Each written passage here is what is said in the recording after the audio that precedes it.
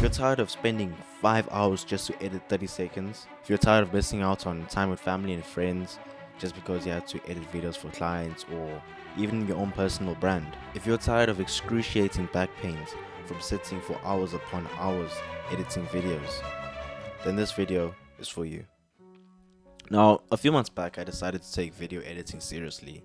I thought I was the best video editor in the world just because I could edit Iman Katsi style videos. But it wasn't until I joined the inner circle or school community, whatever you want to call it, that I got exposed to other professional editors and other aspiring editors who were pursuing editing as a full-time career, where my ego was shattered, my worldviews around video editing and the type of money you should be charging for video edits was shattered forever, where I decided to adopt the beginner's mentality instead of the top G, what color is your timeline mentality.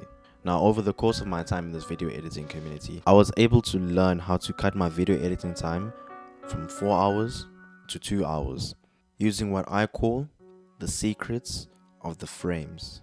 After applying the secrets of the frames, one of the following things will happen. Your video editing clients will feel like you're overpricing them because of how fast your turnaround time is.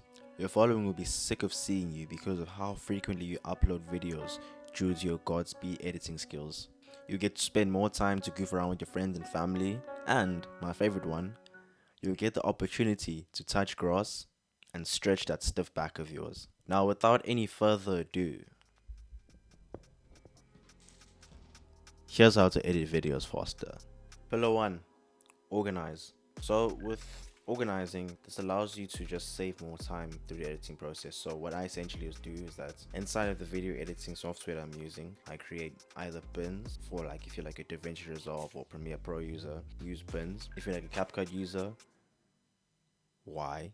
But anyways, when I use CapCut back in the day, I sorted my content into like the folders. If you like right click on like the folder section of CapCut where the media goes in, then you can literally create folders like that. I essentially had a folder for each segment of the video that I wanted to be editing. So I had one for the raw video itself, I had one for the b-roll, which was the images and the videos that I put on top of like the raw video. So I took the a-roll and the b-roll and I put that into its own distinct folder. I had a folder for music, I had a folder for sound effects as well, and I had a folder for overlays and transitions. That's what I use when I'm organizing all of my content. Number 2, you have to organize your compositions. If you're starting out with compositions, I really recommend storyboarding and just drawing out your compositions. It really makes things so much easier, because if you try freestyling compositions, then it's not gonna look good, bro. Number 3, for the organizing pillar, you have to organize the way that your video is going to flow. You have to know, okay, how fast will the pacing be over here, what music must I use over here. So typically what I'm implementing right now is that I use markers just to plan everything on a timeline. Like literally just click on the mark and I write, okay, I'm gonna add this over here, I'm gonna put a composition like this and like this. Use markers and use the bins, because those gonna help you become more organized and systematized. Speaking about systems, pillar 2 is systemize. I recommend you thinking about it like an assembly line in a factory. Hypothetically, let's just say you're in a Pringles factory, and there's one section for like making the Pringles cans, there's one section for like the Pringles chips, and then there's one section for disposing the chips into the cans. Think about video editing in that way. Think about it in the steps in the process that you have to take in order to go from like a raw video to like a final masterpiece. So the way that I've systemized video editing is that I've split it into 6 different segments and 6 different stages. Basically, the way that my Pringles factory is set up is that number 1 is essentially like cutting the video, which is like the very first part of my system, and then I go with adding the b-roll, and then adding the music to the videos, then adding the overlays to the videos, and then adding text to the videos, and then adding sound design to the videos. Now I can go extremely deep into how like I edit videos, how I add the sounds, how I sort the sounds. Let me know if you want that down below. Pillar number 3, optimize. Optimize your footage and workflow by using all of the following things I'm going to tell you. Like, these 3 things are really going to change the game for you, because these took away a really good hour for me. So I really recommend getting dialed in with the following things that I'm going to tell you. Number 1 is proxies. Long story short, proxies are essentially what your video editing software, whether you use DaVinci Resolve, CapCut, Premiere Pro, these are what these softwares use to bring the quality of the video down so that it's less intensive on your CPU and your GPU, which basically means the video doesn't lag in the timeline.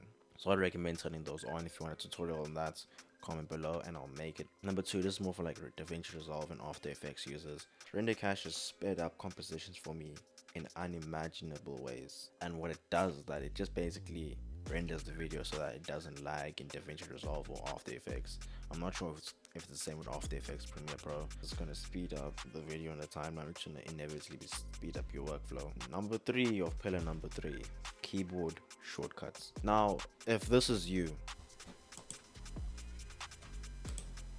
bruv, you can't be editing videos with this, bruv.